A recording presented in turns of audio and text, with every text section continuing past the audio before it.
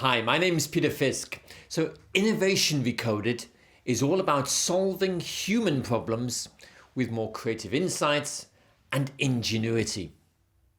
I think the big challenge for innovation today is to solve bigger problems and to solve them better. We spend all of our time working on things like smart socks, trying to incrementally improve small things in most of our innovation endeavors. But innovation is much more than about slightly better products or even about just applying some technological advance to those products.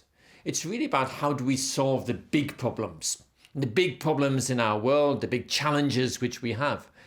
And also how can we use these new capabilities such as digital technologies and data and so on, to be able to solve them in new and more enlightened ways.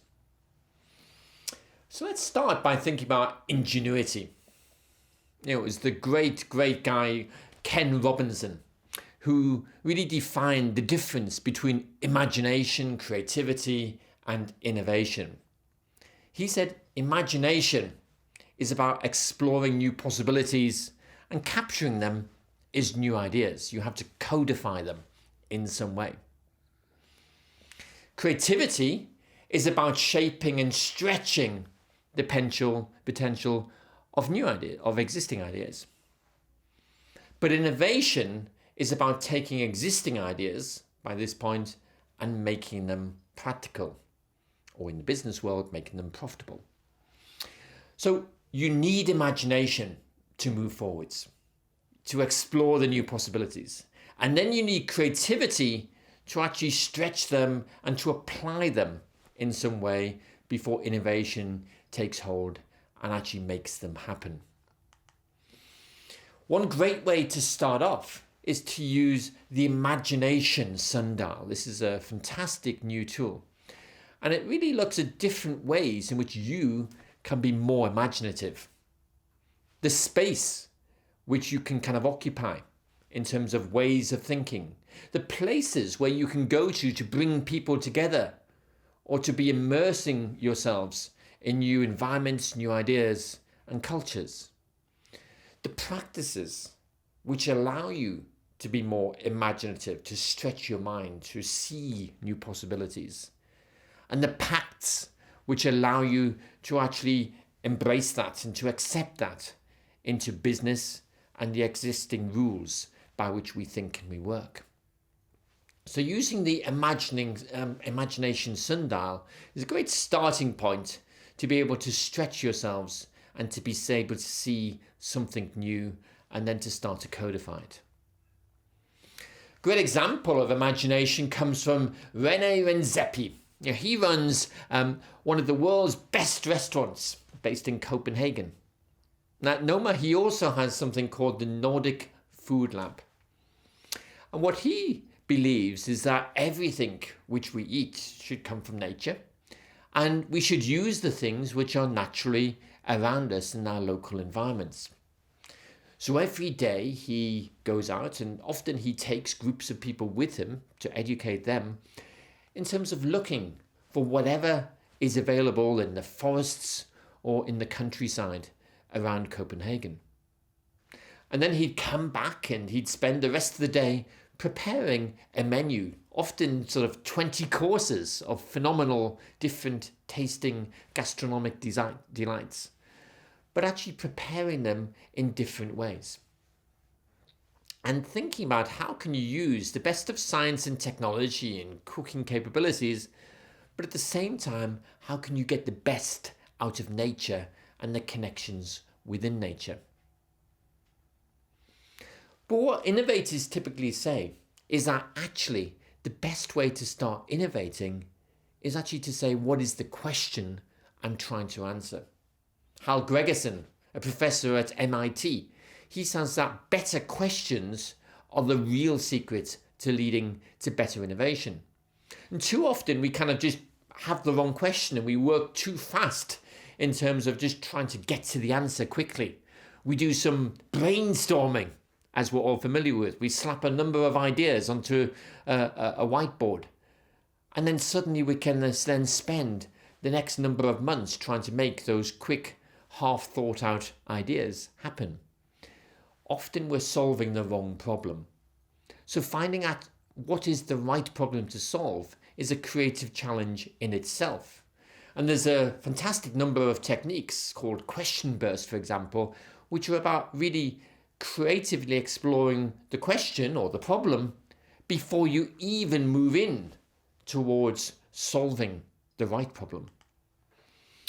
And one of the best ways to see the problem is actually to take a different perspective. And in the business world, the best perspective I think you can take is from the outside in. You know, when we work in business, we get obsessed with what we do. If we're a bank, we're obsessed with money, we're obsessed with interest rates, for example. And we forget that actually the customer is actually trying to fund their child's education or hospital fees, or they're trying to go on a vacation, or they're trying to buy a new Gucci handbag. So we're focused on the wrong thing. We're not connecting with actually what the customer is really thinking. By thinking from the customer perspective, you see a bigger world. And within that bigger world, that bigger circle, if you like, you typically see all sorts of opportunities which you might miss otherwise. A great example of this is the story of the lucky ironfish.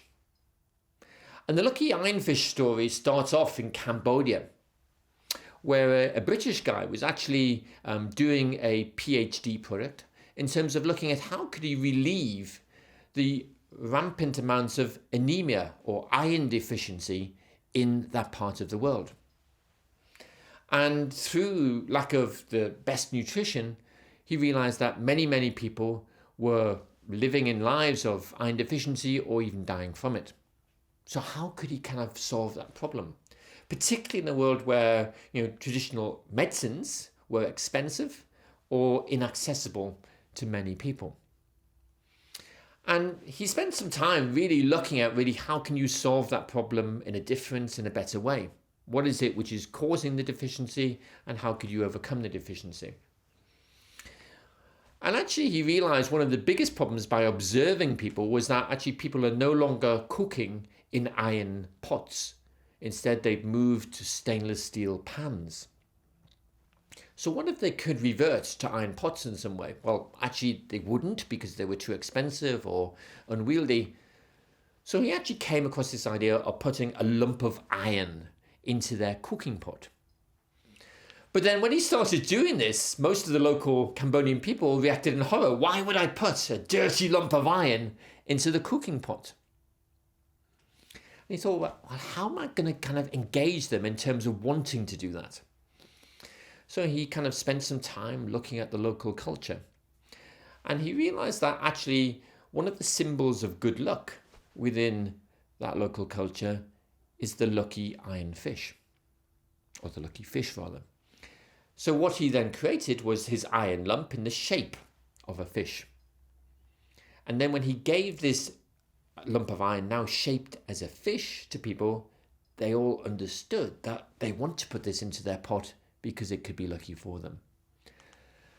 Over the next 3 years, he rolled out his business in terms of making lucky ironfish as a charity, and now he's almost eradicated iron deficiency in that part of the world. And the Lucky Ironfish project continues into other countries, and really being one of the most effective ways in which culturally, more than scientifically, you can actually solve a medical problem. So quite often, innovation is about making unusual connections. And it was actually Leonardo da Vinci, with Mona Lisa fame, who actually was one of the great persons who first demonstrated that unusual connections were the way in which you could move forwards.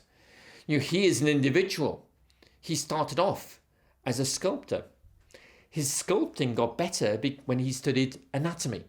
So by studying anatomy and how the human body and the bones and the levers and so on work, that allowed him to create better sculptures. By working in 3 dimensions, he was actually able to, when he came to painting, to create much more dramatic works of art, like the Mona Lisa. And then as an inventor of things like the catapult, for example, years and years before it eventually became mainstream. He was able to understand the mechanics of the human body and then translate that into machines, and even creating blueprints for things like the helicopter today.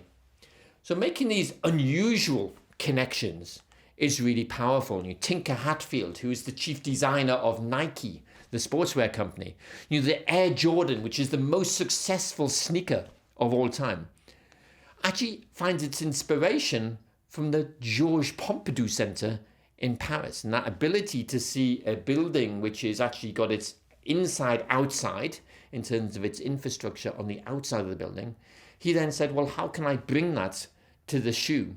And created something which was truly different at the time compared to anything else available. One of the other ways of innovating is to really think not only how can I kind of take one idea from a place, but how can I change many aspects of what's going on? I call these game changers, because they don't only just change the product or even change the way the business itself works, but they change the way the marketplace works. Cirque du Soleil is a great example of eclipsing the traditional circus, which turned up in your local town, which had wild animals, which charged a small fee for kids to go along and to kind of laugh at the clown and to be amazed by the acrobats and to see the tigers. Today, in a world of much more responsibility, we don't have live animals in circuses anymore. But Cirque du Soleil has changed it. It's made it a work of art. It's created global themes, brands, if you like, which people will pay more money to go and see than the best operas, the best shows on Broadway. So changing the why, changing the who, changing the what, changing the how, are all different ways in which you can think about not just kind of product innovation, but innovating every aspect of your business, from the reason why you do it, through to the way you do it, through to the way in which you make money from it.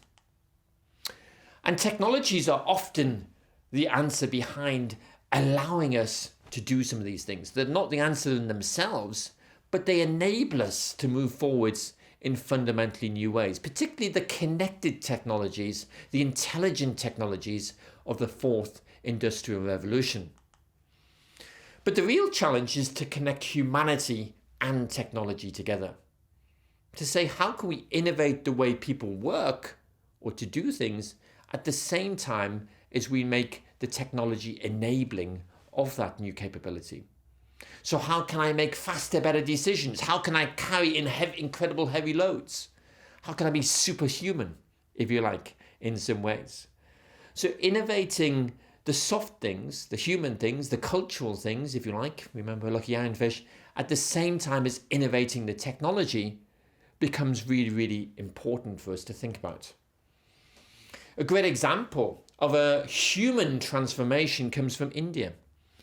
This guy, Devi Shetty, he was actually the young doctor who was looking after Mother Teresa during the final years of her life. And he took so much inspiration from this marvelous old lady that he said, I don't just want to be a doctor or even a heart surgeon, as he was training to be in subsequent years. I want to actually make a fundamental difference to the entire way my country lives and its healthcare. And what he did was to really rethink how hospitals can work, particularly in emerging markets like his native India. Today, he actually is responsible, doesn't do himself, but responsible for over 300 heart surgeries every single day. He has a network of hospitals which span across every major town and city in India and other countries too. And he's even created a low-cost healthcare system, health insurance system, which allows people to put a small amount of money from their salaries or even for employees to put it in for them so that they can afford access to better healthcare. So really changing the way in which we think about business models and operational models in terms of the ways in which organizations work. David Kelly, he's the guy who created the design school, or the D school, at Stanford University. He's the guy who created IDEO, one of the world's leading design companies.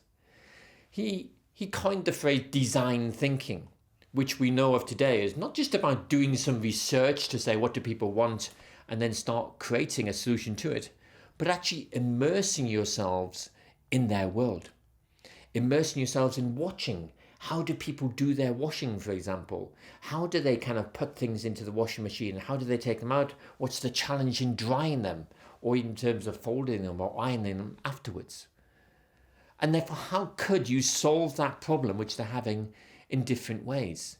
By having more empathy with the actual user of the product, and empathy with the challenge or the things which the user is trying to achieve. He actually calls the bigger idea human-centered design. So starting with the human being and how can you make life better for people? And he argues that human-centered design and design thinking together actually are an incredibly powerful way in which you can solve real problems for real people. Katrina Lake is an example of somebody who's really taking business and business models to the next stage.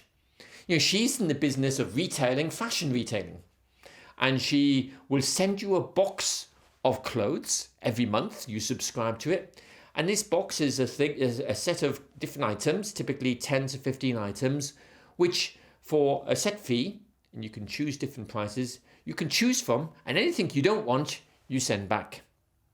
But guess what?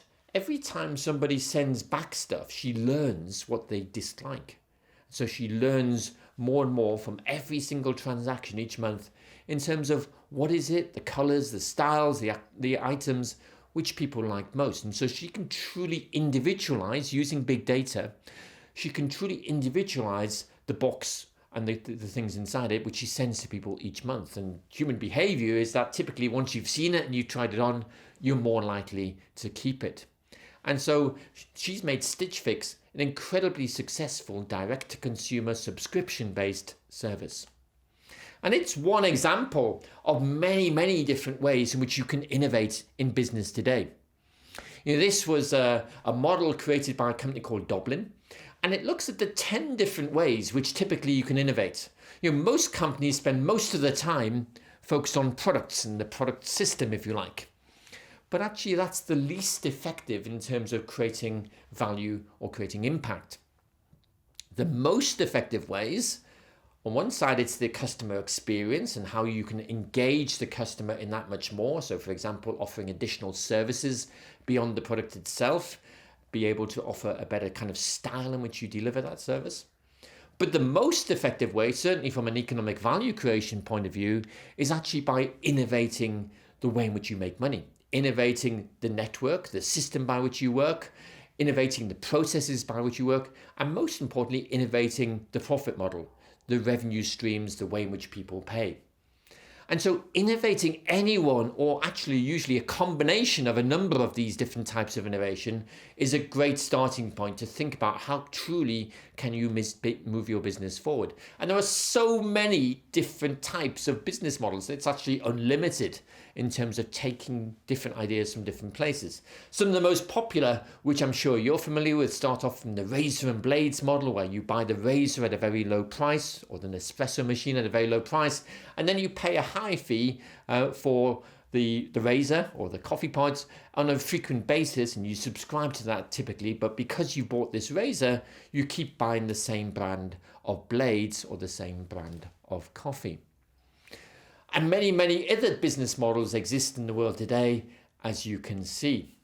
A great example is ARM Technologies in the business-to-business world. It makes more semiconductors for your phones, your tablets, your laptops than any other company. Although I'm wrong in saying it makes them, because it actually doesn't make anything. What it realized was that the speed of change of their devices in terms of new products, which companies like Apple and Samsung are kind of producing, means that you're constantly having to change the design, the specifications of these devices as consumers want different things and as technology progresses at great speed. So instead of having a huge stock of one type of chip in your warehouse like Intel might have, it constantly is working with many, many different partners around the world in order to create customized versions, rapidly changing versions of the different semiconductor designs. So ARM is basically a design company. It's an intangible asset, an intellectual property company. So it creates the ideas, and then it gets many, many other people in its wide ecosystem across the world to make those things happen. And that gives it so much more speed and agility to meet the exacting needs, the personalized needs, if you like, of an ever-changing world. So the challenge in innovation is really to accelerate the ways in which you can solve problems, the ways in which you can take new ideas to market.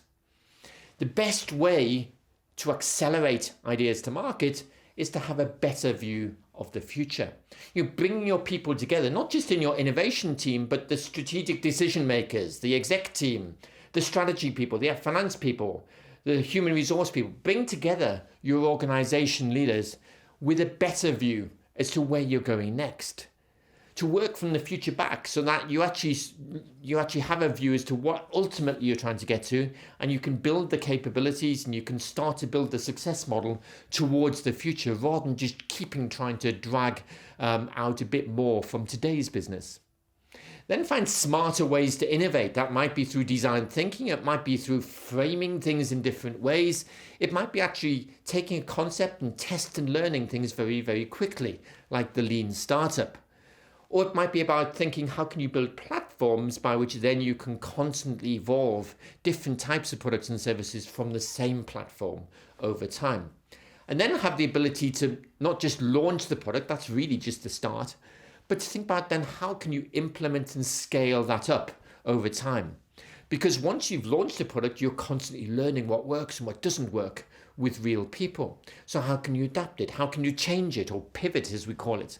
But also, how can you shape the marketplace, the way in which markets work, the prices people pay, where they buy things from, how they get additional services from the broader ecosystem, like apps for the App Store, for example.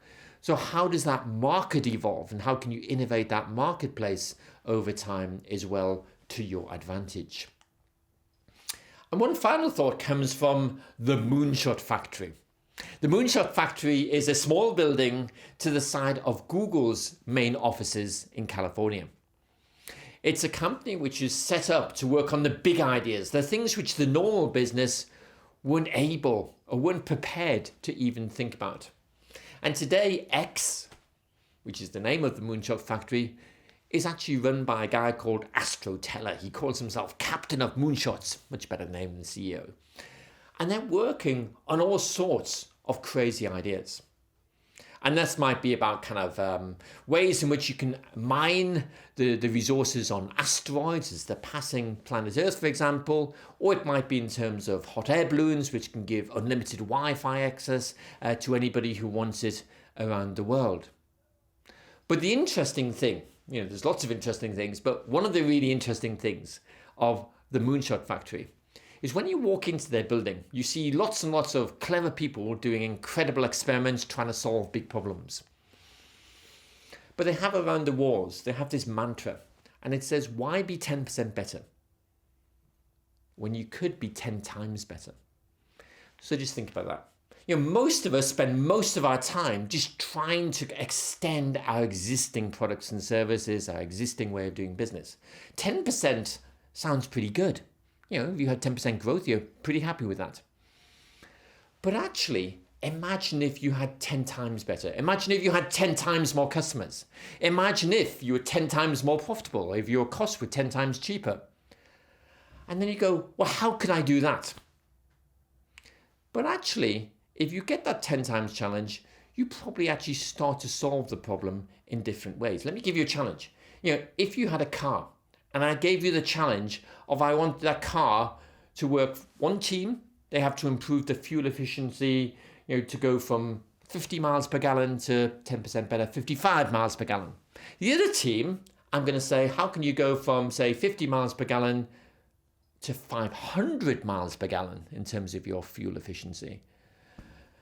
The conventional team, the 10% team, will solve the problem in some normal way. And actually, we see most innovations in cars, for example, improving by that kind of amount. It can get that 10% better. But the 10 times team how we're going to make the car go at 500 miles per gallon, they have to think differently. And that's the point. They have to solve the problem in a different way. And actually, even if they fail, that's cool. Because, maybe they end up with 300 miles per gallon rather than 500 miles per gallon, 200 miles per gallon. It's a lot better than 55 miles per gallon. But by shifting our thinking and changing the problem to solve, we can actually often find much better solutions which can take us much further forwards and take us forward faster. And the final part of innovation is not just to do this one-off. It's to build a portfolio of innovations, not just innovations of products, but innovations of processes, innovations of experiences, innovations of business models, and have them stored up. Some of them to improve your business today. So how can I exploit the current business? But also, how can I explore the future? And have a series of different innovations which I can keep moving forwards. And that's, as Alex Osterwalder calls, creates an invincible company. One which can always be a step ahead. One which is always driving progress in new and exciting ways. And a great example is Fujifilm. You remember this Japanese company, they used to make Fuji camera film like Kodak film. But then we all got smartphones and we all forgot about cameras and film and all that kind of old process. And so Fujifilm had to change. And they innovated. And they actually realized that one of our skills is making good quality film. So we could use that in different marketplaces, different applications. So they moved into medical devices. They became a leader in terms of X-ray technology and other kinds of scanning technologies. They also realized that from there they could move into cosmetics, because actually cosmetics are a very thin film on the human body's skin. And so they could create better cosmetics with their capabilities. And from there they moved from cosmetics into actually healthcare solutions such as new medicines. So Fujifilm is a great example of having a portfolio of innovations and constantly evolving but revolving their business at the same time in thinking of how can I create a better future. And the slogan which they use is never stop. Never stop transforming ourselves and never stop transforming the world. So that's really part of what Business Recoded is all about, my new book, which really looks at this as part of the challenge of creating enlightened progress, driving growth, thinking about how can you create new markets, being more ingenious at the same time, and using partners in order to achieve that and to transform your business in an ongoing, never stop kind of way. And for you to be a better leader at the same time, an extraordinary leader, if you like, because leaders are the best innovators. They're the people who are innovating the future, innovating the business, taking you forward to a better place. So there's 49 codes in Business Recoded, ways in which we've dissembled or deconstructed all the best ideas from all the best companies right now in the business world. And what it gives you is an opportunity to recode your business in a way which is relevant and enlightened for you to innovate your entire business future. So take a look at some of the 49 codes and think about really where are the opportunities for you to do better and to do great and to do amazing things. Business Recoded, this program is one of 5 about the future, about growth, and also about work and leadership. So I hope you enjoyed it. But for now, be bold, be brave, be brilliant. And thank you very much for joining us.